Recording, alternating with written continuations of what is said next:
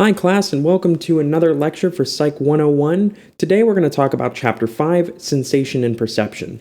Before we jump into that, just a reminder, some announcements. I have office hours if you have any questions, need some tutoring, aren't sure about something we went over in the video or in the book, or even over the in-person lecture or the synchronous lecture. Feel free to stop by. Those are hours that I have set aside for you guys to come in and ask any questions you might have. Additionally, keep an eye on your syllabus dates. Papers and exams are coming soon. As I will say in class, the exam date on the syllabus is going to be a little bit misleading. That's actually the date the exam is going to open, and it's going to be open for a week. But you only do have one attempt at it, but we can talk about that in class. So let's focus, though, on where we're going today. We're going to talk about two different components of how we understand the world around us. We're going to talk about sensation first, right? So how we sense things. But then we're also going to talk about perception and how we perceive the world around us. And now when you think about how I sense something and how I perceive something, you probably think that those words mean pretty much the same thing. But when we talk about it in psychology, you'll see a big difference here in how different these actually are. But let's start off with the first important basics of this.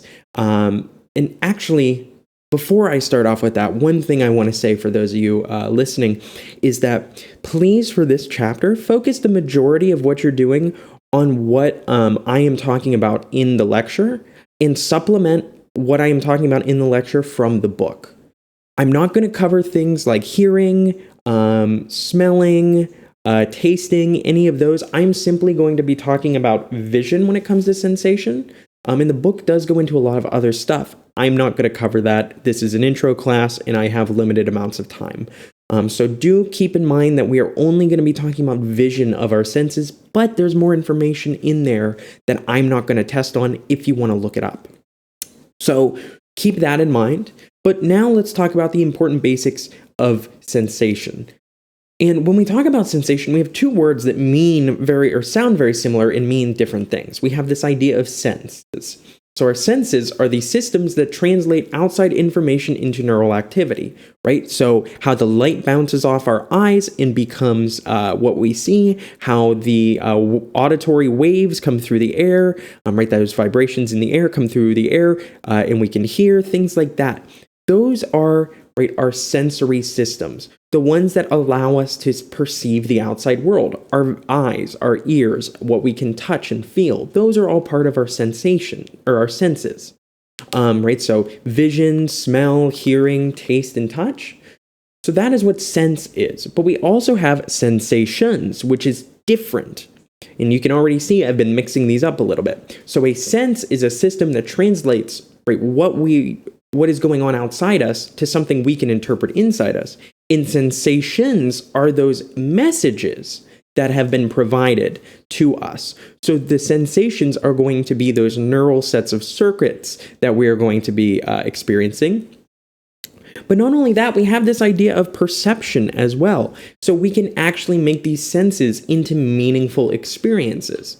And recognizing that you can, right, hear or see or smell something and not necessarily know what it is, and not really even pay much attention to it, and not make right, a meaningful experience out of this. But we often do. So let's talk about the 5 steps in sensation and how we actually go from traveling, or from, right, this information outside of our body, traveling through our body and making sense of the world. Well, we have 5 different steps, and these steps work for each of the different senses that we have, hearing, vision, etc. But I'm going to only talk about these in regards to vision again, so keep that in mind. So the first thing we do is we have accessory structures. So accessory structures are going to modify this energy that we have in the world and allow us to take it in somehow. So we then take this information in through a process called transduction. In transduction, we are turning that environmental energy in the example of eyes, we are turning the visual spectrum, those light waves that are bouncing off the things that create color. We are turning those light waves into neural energy. right? We are changing that so that our body is saying, hey, we are perceiving differences. We are perceiving colors. We are perceiving, right, that is a person walking towards me. And that is through this process called transduction, and we're going to spend some time talking about how that works in the eye today. We will also talk about sensory nerves, right?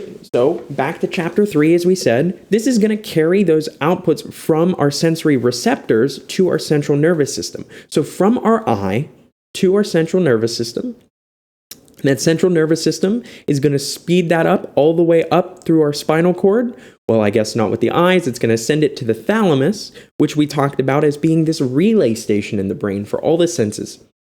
Except taste, but that's its own thing. Maybe it's smell. I forget. But the thalamus is going to, except smell. The thalamus is going to process and relay those neural responses to where they need to go. So you can think of this almost like a kind of post office, more or less, right? Everybody is sending the information to this area, and then it is being locally spread out to where it needs to go in the brain. So, right, my vision comes in to the thalamus and says, okay, send it to the back of the head, right, at your visuocortex back here, visuospatial cortex. And that's what happens with step number 5, is the thalamus sends that information off to the correct sensory cortex, which produces the sensations and perceptions that we see. So, before we get to senses not always being separate, understand that, right, our accessory structures, right, the eyes we have, our eyes modify our energy. We transduce that information into neural energy. Our sensory nerves carry that information from our specialized cells in our eyes, which create this information, to our brain. Our brain then focuses on what it needs to, sends the information where it needs to in the brain, and we actually produce that. Then, once we see something, whatever, right, if it's a bear, say, we can run away, or we can do whatever we need. We can activate our fight or flight response. We can activate our rest or digest response. We can do what we need, but we have to go through these steps just to perceive and understand what it is we're looking at. Now, as I mentioned, senses aren't always separate. They actually can be combined. And think about it this way. In the same way that you and I probably drive some of the same roads to get to similar places, even if we're not going to the same place. Right? If we wanted to all get to Orlando, it doesn't matter where we live, we would probably all take 4. In the same way, our brain uses similar pathways to send information. So it's the case where sometimes our senses are possibly mixed, for lack of a better word. And this is called synesthesia. Now, I've interestingly had a couple students in my class with synesthesia before, and they can claim that they can feel colors or, excuse me, my cat, feel colors or sounds or taste things like shapes or numbers are colored in a certain way. One student I remember, she said that she could taste names, which I always thought was really interesting. But what ends up happening, right, is, for instance, with people with a color and number aspect, we can see this really easy and show that they have this because what you'll see here is we have a bunch of 5s as well as 2s. Now, if your senses are mixed and you see colors as certain numbers as certain colors, it might look like this to you. And to you and me, who without synesthesia, this takes a while. But for somebody with synesthesia, it takes almost no time to be able to say, oh, there's the 2s. And right, this is because a lot of times, one, we are running on similarly located neural circuits for information, plus things like vision, or things like color, and right, making sense of vision happens in the back of the brain in very similar areas. There might be a connection between the sensory areas that are more extensive for people with synesthesia. And we know that synesthesia can actually be synthetically induced for some people through psychotropic drugs, suggesting that this is kind of a connection thing with the brain. So I think that's something really cool to note. And it gets back to that idea of our color, my red might not be the red that you know, because how our brains are perceiving this might be a little bit different. But let's spend some time talking about psychophysics, which I think is a really interesting subfield of psychology, because psychophysics asks this really interesting question. How do we perceive physical stimuli in the world, right? So in the same way that if I poke you, right, with a needle or something, I know you're in pain, but is it the same pain that I have? Things like that. So we know that, for instance, sound waves are transformed into music for us, but we don't necessarily, right, know all the information about that. And one thing that psychophysicists can ask is, right, what is the minimum intensity that we can perceive? So what is the smallest amount of noise or light that we can accurately perceive? And, how much do we have to know, or how much can we tell when a stimulus is changed? So when we think about these, we will talk about two different things: absolute threshold and just noticeable difference.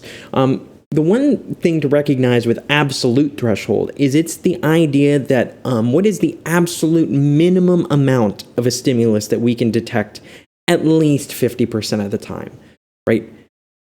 Something that's a little bit better than guessing, we're hoping. So how far away, for instance, can you see a candle without any kind of aided vision in a completely black area with no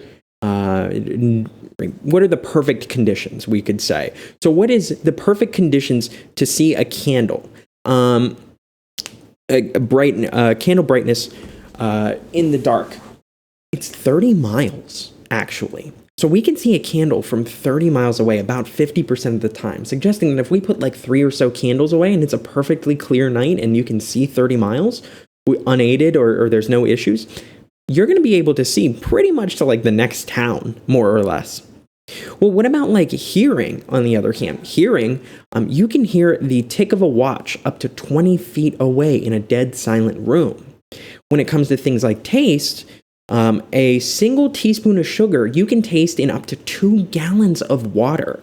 So we are very good at detecting things, right? This goes to say without, right, there's other things. I remember at least students back when I was in high school used to play those really, really annoying, like high-pitched noises that teachers couldn't hear, right? And so those are something that many people can't detect. We would call those subliminal, right? So stimuli that are below this limit.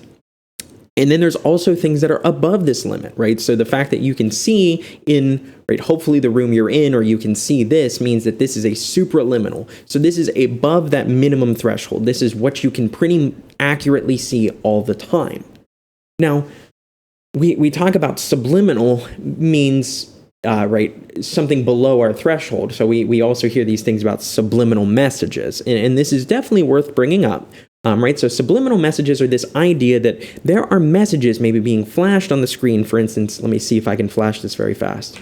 Like something like that. I'll do it again. So you can see how kind of quick those are. But even quicker than that, they would try to hide frames in a movie that said, "Buy Coke." Right, so again, like here's a picture of the Coke, just like, bloop, and then it's gone. Now, part of this is suggesting that these are having an effect on us while we are not conscious of this. Below consciousness, right, below actually noticing that we're seeing it, although it is perceived, perhaps. Well, the idea is that, right, if you do this in a movie theater, you're going to get more sales. It was a publicity stunt. And it didn't really work. It's supposedly, they said it worked, but it was different, like, marketing company that came up with it. Now, does this sort of thing still occur? That's a really good question. And does this work? So we'll talk about this in class likely, but yes, subliminal messaging does work. However, when I say that, I think people get really scared and think it's this huge thing. In the same way that, like, if I put up signs in a room that said, like, "Buy Coke," you might not be paying attention to them, but they are there.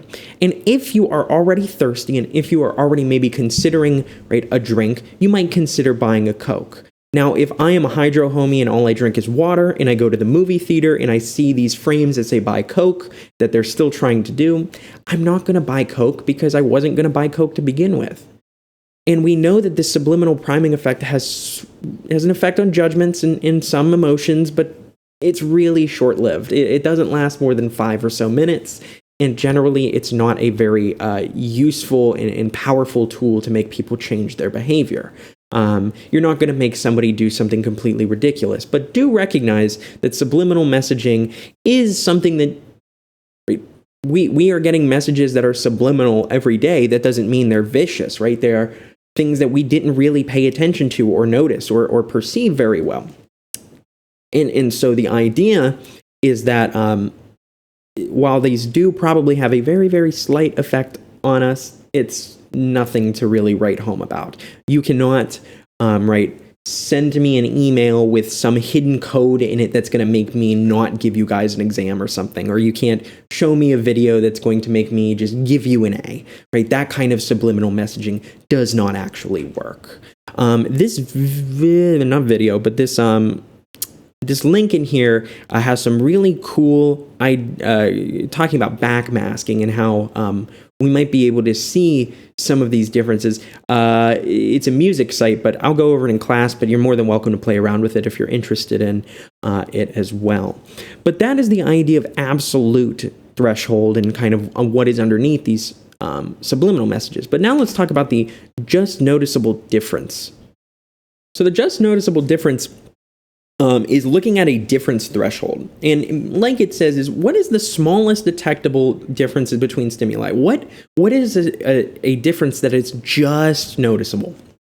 And so we think about this as a relationship between our perception of a stimulus and the actual strength of a stimulus. So, how do you notice if things have changed? The weaker a stimuli is, the easier it is to attempt, right? If I have a single pen here and you put it in my hand, and then I put another pen in my hand, I can notice that difference. But if I've got a book here, which is a book, and then I put a pen on top, can I notice that difference in weight? Well, part of the issue is that this is a relationship between that perception and the actual strength. So you might notice if you add one water bottle to another, but would you notice if you added an extra water bottle to a case of water bottles? Right, so this is something that is different for each person, and it's different for each situation. But we have the Weber's law of just noticeable difference, that the smallest detectable difference in energy is a constant fraction of the stimulus intensity. So what do we mean by that? Well, under a certain added amount, a percentage, we probably won't be able to tell. So we might be able to tell when these kind of numbers start going way, way up that, hey, gas has changed. But in the same way that it's very difficult to detect, if I give you a 75-pound backpack, are you going to be able to feel if I sneak an extra pound on there? But if I give you a 5-pound backpack, are you going to be able to feel that I snuck an extra pound onto there? Much more likely with the 5-pound backpack, because I'm adding, 1/5 of the weight, whereas I'm only adding 1/75 of a weight if I add 1 pound to a 75-pound bag, making it 76 pounds. It's a lot harder to notice that small difference, right? And this isn't just with weight, right? What is the difference between, where does this stop being blue and start being red, right? Is this blue different than this blue, and can you perceive that? All of these are kind of the questions that psychophysicists are trying to answer. All right, so let's move on to vision. So vision is going to be one of the most important senses for a lot of us. The vision gives us a lot of information about the world around us and is probably one of the most useful senses that we have. While we can do a lot without vision, I feel like vision is an incredibly useful sense to speak a lot about, and we know a good amount about vision. So let's talk about how vision works, and let's talk about this from a kind of a psychophysic point of view. And let's start off by talking about light wavelengths, right? So light wavelengths are the distances between peaks, and it determines what color we see. So the smaller, these are a function of light wave frequency. And really all you need to know about this is that for lower wave frequencies, they are going to be, I believe, lower. and then higher is higher. You don't need to know that, but understand that how these waves bounce onto our eyes and how much they're, how frequent they are, determines what colors we can see. And that is going to be the basics for vision. So light is bouncing off things and showing up in our eyeballs. So here we have our 5 steps of vision. And we are going to talk about each of these steps, but I'm going to make them specific about vision here. So let's start with step number 1. First of all, we have some pretty flowers over here that we're going to look at with our eye. Now, I don't know how well you can see this, but if you look really closely, you can actually see the image of these roses on the back of the eye. Then we are going to talk about how this travels down the neural pathway, ends up in the thalamus, and then ends up going to the sensory locations that it needs to. But let's start off by talking about step number 1, the idea that accessory structures are going to modify this light. So how do they do this? Well, the eye is made up of different parts, and we're going to talk about all of them. So when we are looking at something like a pretty flower, the first thing that happens is light enters via our cornea. And our cornea is the transparent protective layer on the outside of our eye. Fun fact about this, it's healable. So if you get a small scratch on your cornea, it's healable. Kids are especially prone to this. Like my baby had a nice scratch on her cornea, and I could very clearly see it. I thought it was what do you call those? Just like a piece of hair, but it wasn't. And I looked and I was really freaked out, and I asked the doctor, they're like, no problem. It'll go away, especially for kids. But that doesn't always stay the same as we get older. But so the cornea is what the first part of the wavelengths go through before going through the pupil, which is the opening behind the cornea. Now, the pupil is made up of 2 technical parts, but I say they go in this order. The pupil also includes the iris. So the iris is going to be the hole in your pupil. So let me think of a good way to do this. I was hoping I had a camera lens. I do not. So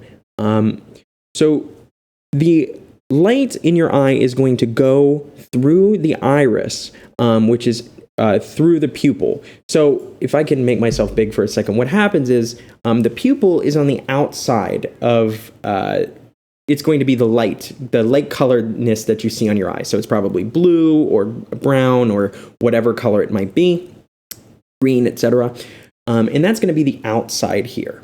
But on the inside is your pupil, which is that black part. And actually that's a hole which can shrink or grow depending on how much light is in there. So what that's allowing you to do, there we go, is going to contract and expand and allowing the eye to see a little bit better in terms of the different types of vision that it's dealing with. Once we get through the iris, that is where our lenses are. So the lenses are what bend the light rays through a process we call accommodation, so kind of changing this. Now, if you're somebody like me who wears glasses, your lenses are probably not bending the correct way. If you use LASIK surgery to repair that, as we know, lenses lose flexibility over time, that can actually reshape and stretch the cornea to increase the ability to bend those rays, so the lens actually has to do less work. But again, all of this is working in the way that we are going to get this to the retina. And the retina is this back part of our eye right here where you can actually see this image upside down, that all the images in our brain come in reversed, and we actually have to flip them back to be upright. So when you are looking at me, what your body is actually seeing is me, I can't flip myself upside down. Right, so I am upside down like that until, as this process is all the way back, it gets flipped right side up. And that's everything. Our world is literally upside down to us in terms of our vision. So it's kind of confusing to remember all 5 parts, or all these parts of the eye. So I came up with the best mnemonic I could, and it's not a good one, but it will help you. So to understand the order in which the light that passes through our eyes passes through each of the individual structures, you can think about visualizing a caterpillar, or CPILR. Unless you can think of something better with this, right? So if you saw a caterpillar, it would go through the cornea, pupil, iris, lens, and retina. Capillar. I don't know. It's the best I can do. So recognizing that all of these that we've been talking about here, CPILR, all of these are just to modify this vision so that we can see it and make sense of it and bring it through. It's not an easy thing to do. It takes a lot of things. A lot of stuff can go wrong just right with the eyes. And this is only step one to get us right to understanding and perceiving and seeing things. So recognizing that this is going to be just step one of this process. So let's talk about step two, and where we actually translate, we transduce this into a neuronal signal. So how do we take visual light spectrum and create an electrical and chemical kind of set of signals? Well, light is converted to this signal through photoreceptors, what we call rods and cones, in the retina through a process we call transduction. So let's spend some time talking about how the retina actually works. So when we convert light using transduction in the retina, excuse me, there's my light sitting there. What happens is that there are photoreceptors in the back of our retina that detect light. And so you can see these, actually you won't be able to see these here. So how it works is that we have photoreceptors in the back of our eyes. And this is a little bit strange. So pay attention here and stick with me. What happens to the light, as this is the light, is interestingly enough, it goes through all of these layers to our receptive field back here. So this kind of set of stuff right here is actually what we are looking at. So almost in the same way that if you looked down on a forest from the trees, from above, like if you were in a helicopter or something, you could see the ground for parts of it, but we would have these kind of, right, trees or, brush, whatever it might be, in the way a little bit. So what is actually happening is the light is going all the way through these, past these. It's not touching these. And then it's going to work from here through these and use this pathway to send that information to the optic nerve. Yes, it's very confusing, I know. We were not exactly the most efficient when we made our eyes in terms of how we developed. So do recognize there's a lot of stuff in these pictures that you don't need to know. But the light is going to go to the back of the cell, and it's going to hit what we call bipolar cells, or it's going to hit these photoreceptors. So these photoreceptors right here, we have some rods. Here we have some cones. Cones, I guess, are, these ones.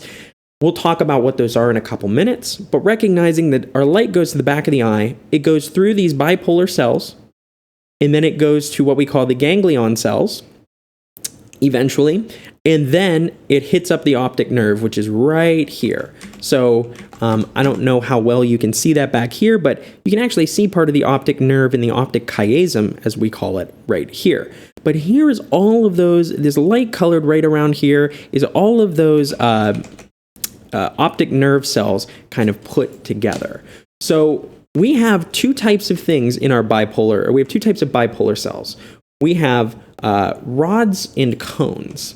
And so rods, well, here's actually a picture. We have our rods who are bigger and, right, look like, almost like Pringles cans, right? So kind of your classic rod shape.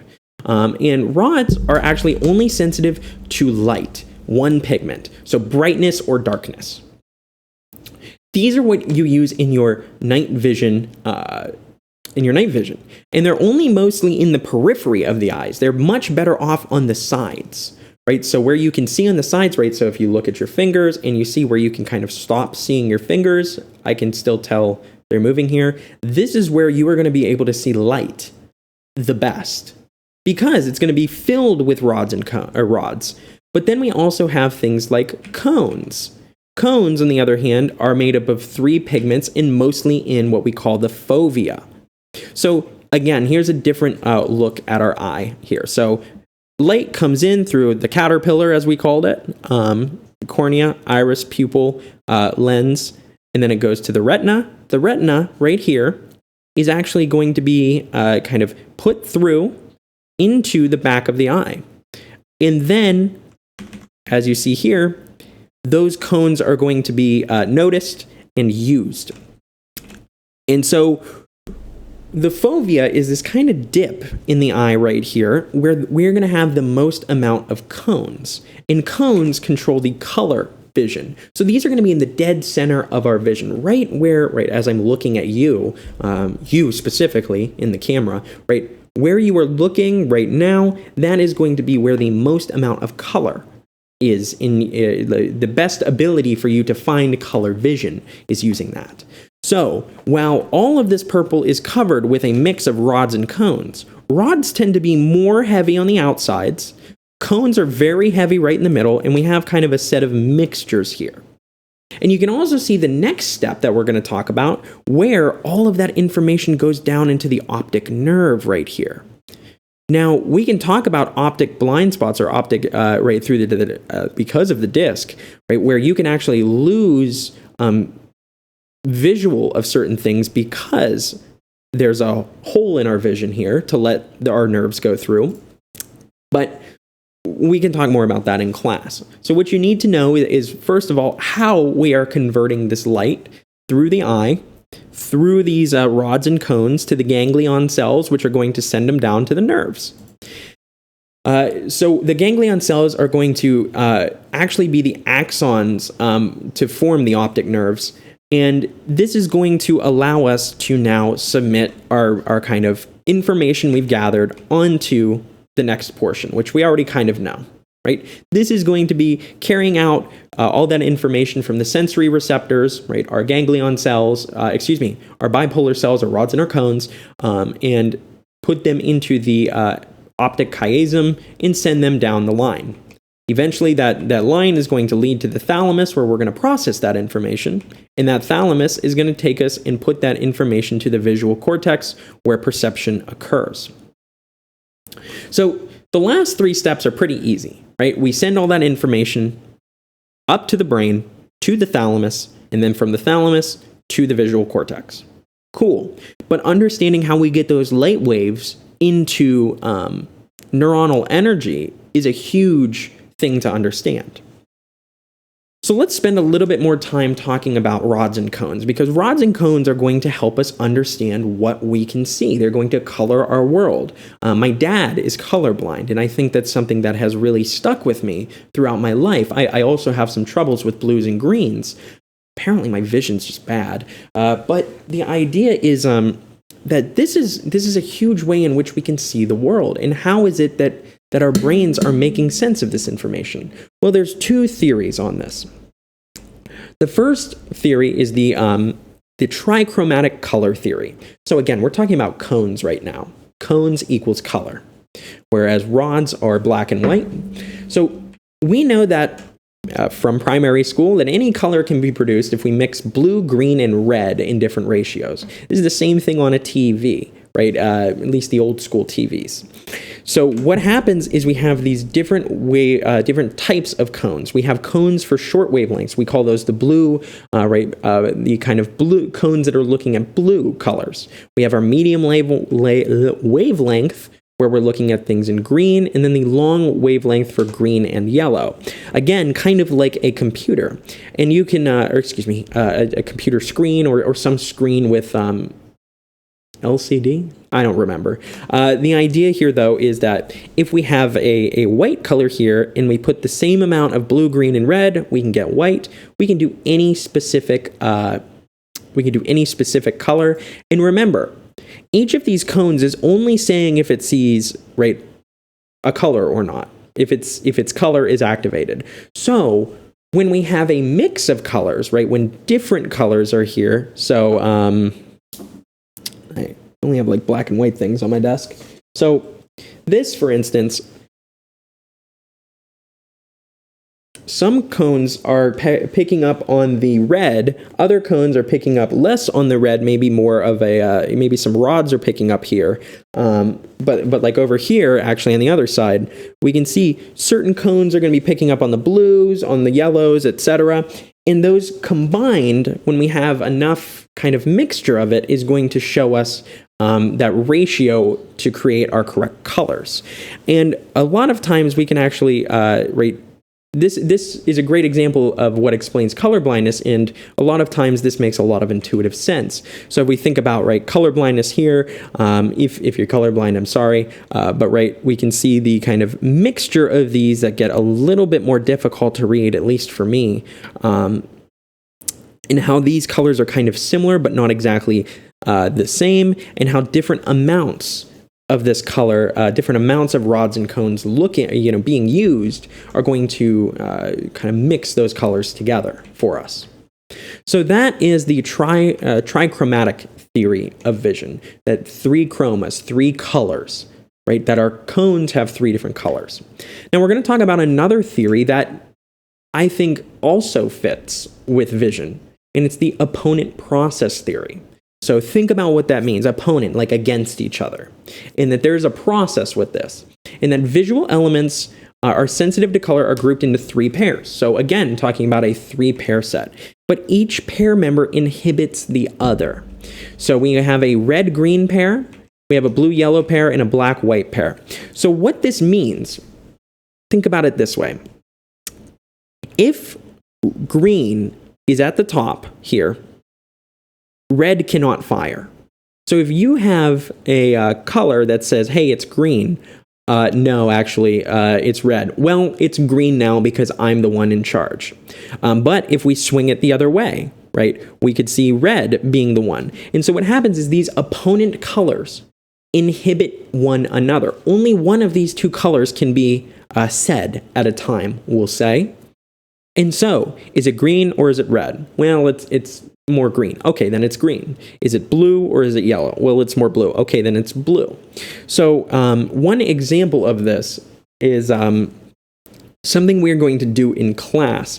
If you've ever stared at a picture for long enough that's been the wrong colors, and then you look off in the distance, you can see that picture in the right colors. And this helps explain the theories of color vision. What I'm going to do is I'm actually going to put a image like that on the screen and let you sit here for 30 seconds, pause the video to do it yourself.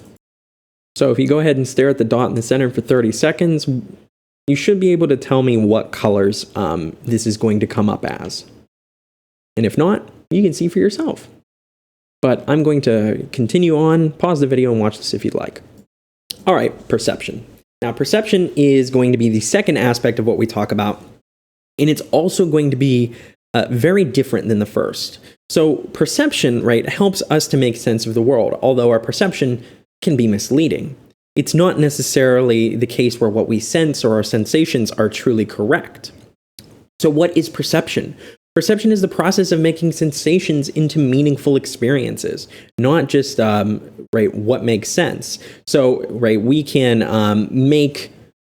we can do a lot of this in social cognition, kind of talking about how we kind of lie in a way to ourselves to maybe understand perception a little better, and maybe make ourselves look a little better. But recognizing this isn't necessarily a passive ability, right? You have to be paying attention to perceive things, but it's automatic. It happens without you really thinking about it. And so what is the major difference between sensation and perception? Well, where we can sense certain things, it's how we are actually perceiving them, which may or may not be true. So again, we can sense that this looks circular, but maybe it's not necessarily the case that our perception was slightly flawed. So let's talk about how we actually organize ourselves in the perceptual world. So one thing that perceptual organization does, or how we organize our perception, is we determine what are the edges of a stimuli. There are certain aspects of certain neurons that focus on these. It helps us to form an object. Sometimes this doesn't look right, and a lot of our perception and the study of perception comes from where we find faults in perception. Right? So we know at the bottom looking here, we see 3 columns, but if you look at the top only, we see 2. And this is going to cause people a lot of problems. And so understanding how we kind of organize these perceptual stimuli is very important. We also do this based on what we call the likelihood principle. So the likelihood principle is the idea that we organize elements based on the most likely arrangement, what we think makes sense. So how many eggs does this elephant have? right? Normally, right, we think 4. 1, 2, 3, 4. Oh, no, this is a problem. So wait, where's the hidden leg? Well, that's good. That's good. That is not a leg. That, right, these aren't legs where maybe the legs should be. So we actually, we look at what we use to form an object. And we maybe come up with imaginary lines, or we use past experiences, whatever makes the most sense. We might run into something like this, right? We might have this simplicity effect. So the simplicity issue is that we often organize elements to provide the simplest explanation to us. In reality, this is the same concept as when I talked about Gestalt psychology, right? And that these are just circles with lines through them. But we see a box very easily through these because it's a simpler way to understand this. So this also relies on what we call subjective contours. And subjective contours, right, are contours or lines or curves or whatever it might be that we use to make unconnected elements connected in our minds. So here is a subjective contour, right, and here, any of these places where we're pretending there's a line, those are going to be subjective contours. And this is a very useful principle, though, because, right, this is probably what we're going to see more often. This makes a little bit more sense, and it's what's easier for our brains to interpret. Now, this can get us into trouble sometimes. Most of the time, it's fine. We also do things like grouping and how we actually perceive, or how we set up these systems of stimuli to group. So when you group students or people or anything together, how do you do it? Well, one way we can group people together is through what we call proximity. So things that are close together in this image, I should say, we often count this as 4 groups, a group of 1, a group of 2, a group of 2, and a group of 1. Right? Because they are close together, we count those like proximal. So normally, right, when I'm in class and it's not coronavirus, I group people proximately for activities. Right? So I say, so you 3 who are sitting kind of near each other, you make a group. It's not like I pick the people who are very far away. We often just group things that are close together. We also group things that are similar. So there's 2 ways to group a picture like this. We group it right across like this. But oftentimes we group it vertically because we go with similar objects, right? Instead of XOXO, we just think 4 X's down, 4 O's down, 4 X's down, 4 O's down. That's pretty fast and is going to allow us to do things very quickly and perceive this very easily. With grouping, we also do things like continuity. Use my pronunciation there. Right? So we group things together to make a continuous form. So we believe that this shape is less likely made up of this shape and this shape down here. We think it makes more sense that the shapes are this, right? That it's 1, 2, because those are continuing through, right? In the same way that, right, you're not stopping and turning and moving somewhere else, you are continuing on the way you're going. Another one we can talk about is the one we talked about with Gestalt, and this idea of closure, in that we will close these gaps to fill in missing info. And this again makes sense, like if I put this my daughter's bottle up to my face, you can kind of fill in the gaps between it, but it might not exactly be there. So that's very useful. Now, these are all ways that we make sense of the shapes in understandings of the world, right, to help us figure out what a person's face looks like, how this, how all of this stuff matters.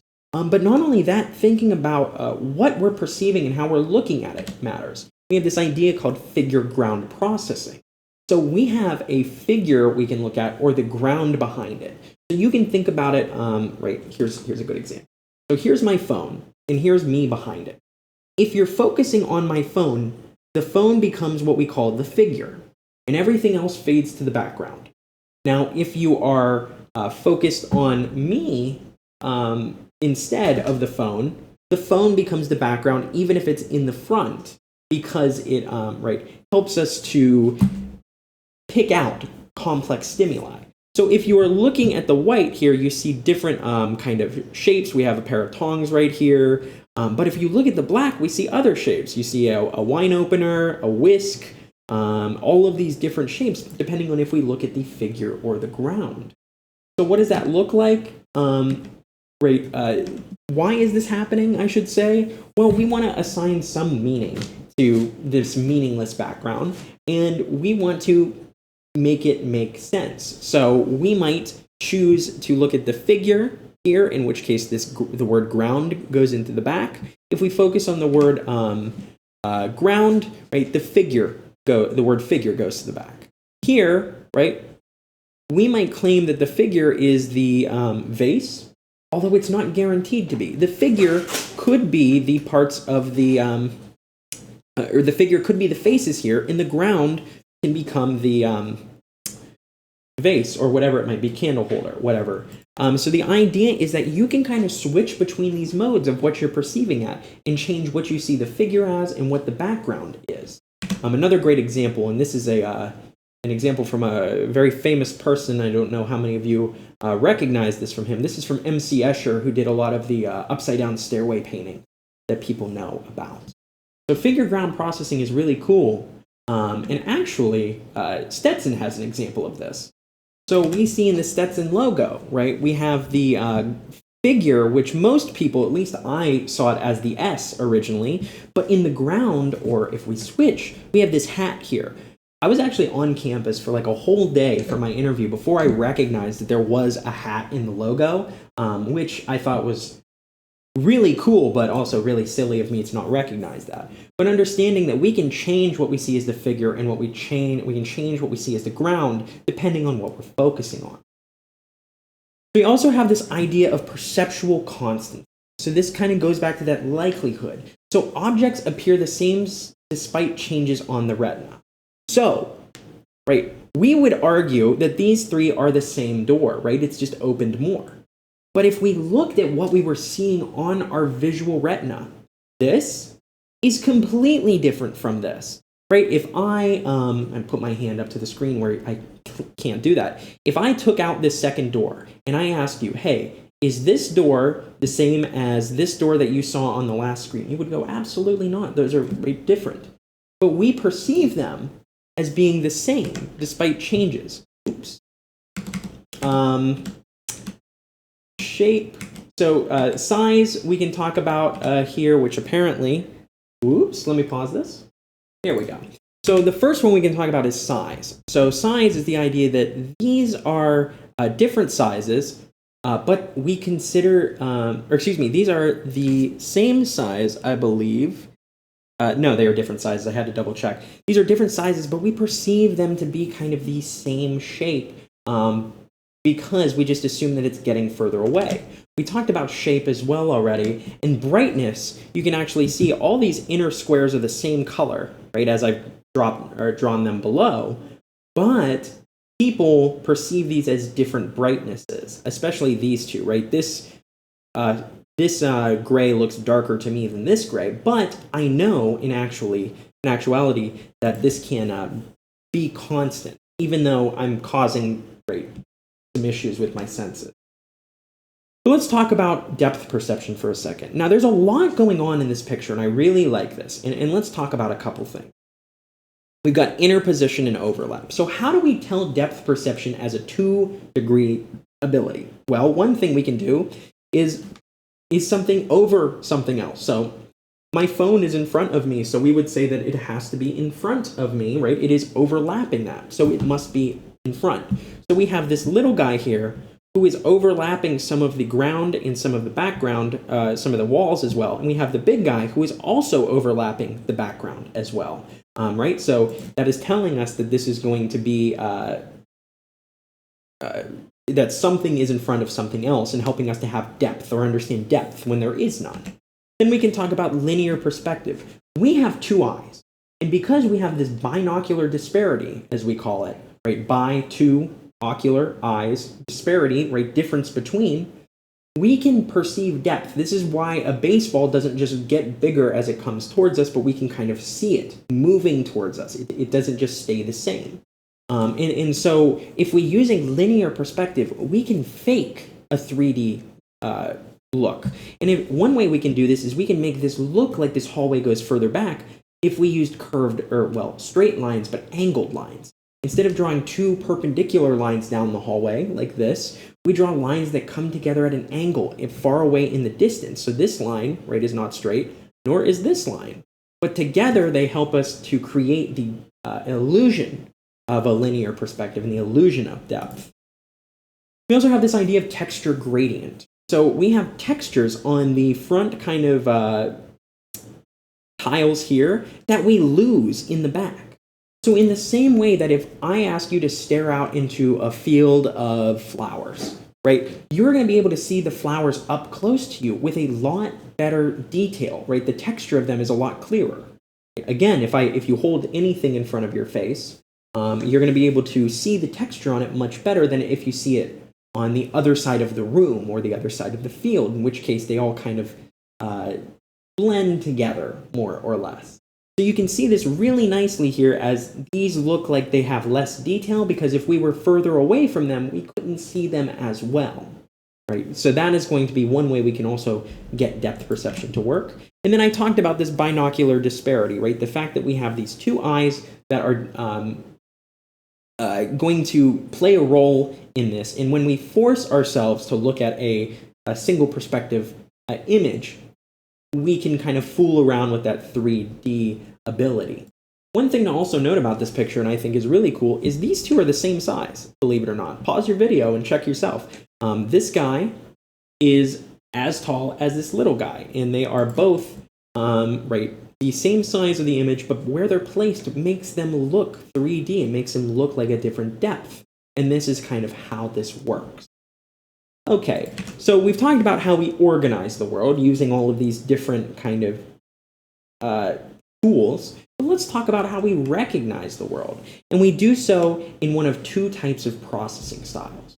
We can talk about bottom-up versus top-down processing.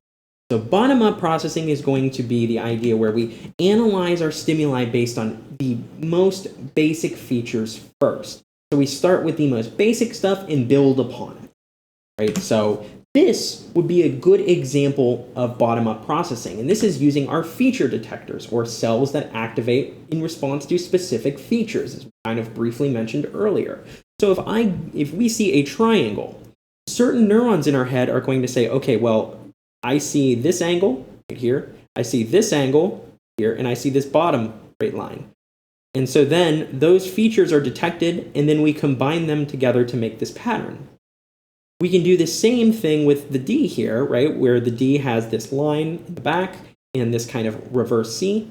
But we have other feature detectors like this U, I guess, that doesn't exactly fit here, so it wouldn't be activated. And feature detectors that we can use include selective features like orientation, so which direction, different colors, is it moving or not, and corners and things like that. So this is going to allow us to take the most basic features of what we see and try to make sense of it. So the most important thing to recognize with this, what I want you to recognize, is that this is relying on specific and detailed information from our senses that we then integrate into a whole. So we are going to start with the most basics. We're going to start with these very basic features, and then we are going to move on to advanced kind of seeing them. Now, one way that we can really show this and show that we have these features is all I want you to do is spend a couple seconds pausing the video and tell me how hard it is to count the number of C's that you see in here. Okay, so you likely had a hard time counting all of those C's. And the reason is because these features are very similar to one another. Right? This G looks a lot like this C, this O looks a lot like this C, and these feature detectors are very, very similar. But if I asked you to count the C's, right, versus other letters, we see that this is much easier because those feature detectors aren't competing with any other stimuli that we see. And we are only focusing on that easy number or those easy unique features here. And that's going to be a lot more useful for us. So one way that we do this is we look at the bottom, from the feature level upward. But we also have this idea of top-down processing. So we can start at the bottom and work our way up, or we can go from our top-level knowledge and kind of fill in the blanks from there. So this is the idea of using our knowledge and past experiences to recognize stimuli. especially useful when a stimuli is ambiguous. So, what letter is this? Most people say an H, most people say an A, right? And what's weird is if I put it in two specific places, I can get you to answer both, right? That this is the exact same symbol in the H and the A. But, right, even with the feature detectors that we talked about with bottom up, we just fill in our knowledge of words to say, yeah, that looks right to me. So, again, this is very useful. So say you only catch half of what somebody is saying. You might be able to use your knowledge and past experience to fill in what they said that you missed. And that's really useful. And some of this comes down to the expectancies, what you expect to see or hear, your schemas, so what you think should be there, and how motivated you are to be paying attention or trying to understand what this is. And that's all going to play a role in this. But we will move on with a good example of top-down processing here. So again, top-down processing is kind of pulling out our knowledge and things we know already and making sense of the world. And this leads to something called pareidolia. Pareidolia, right, we see here, this is a great example of top-down processing. So pareidolia is the idea that we might see faces or things in patterns or places that maybe we shouldn't see them. So here apparently is a image of the Virgin Mary, where you can see her kind of eye, her nose, her mouth, etc. And this grilled cheese sandwich with the Virgin Mary on it was sold for $25,000 on eBay because we claim that it has the Virgin Mary on it. Now, is that a true thing? We're not sure. If anything, I would prefer to see Post Malone. But the idea is that pareidolia is this perception of an image in ambiguous stimuli, putting our top-down processing on this. Right? Is there really a man on the moon or the face of Mars here? Or is it the idea that we are kind of using or overusing some knowledge to try to fit these things when we shouldn't? Right? We see this in a couple other places here. Right? People see this as a dog rather than just a rock, and people see the drunk octopus who wants to fight. So when it comes to these two, we can talk about bottom up, where we are using these senses first and relying on that information. Or are we doing top down? We're relying on what we expect or think we're going to see, and then relying on that knowledge from that past events. And we use both of these, some more than others in different situations, but both of them are useful in how we perceive the world. Now let's turn our attention to the last portion of what we'll talk about today, and that's attention. And attention is this idea of focusing mental resources to enhance perception and performance. So focusing up on something and trying to remove any kind of outside stimuli we don't need, ignore some distractions, direct our sensory and perceptual systems towards a specific thing, try to use specific information for processing, regulate our flow of resource. It's a huge process to pay attention to something many people don't do. And what we know is this improves mental processing. This really helps us to do better at any given task we're asked to do. That makes sense. If you don't hear me when I tell you to do a task, you're not going to do well. If you don't hear the question that's being asked, you're not going to be able to do much better mental processing with that. Now, the problem with that is it takes effort to pay attention. Now, our attention can be very distractible. For instance, if we hear a loud crash, we might be tempted to just turn our attention that way. We can stop that, but it takes effort. And not only that, to decide to pay attention to reading a book or things that maybe you're not so in love with doing, it's difficult. And there's only a limited amount of effort that we can take.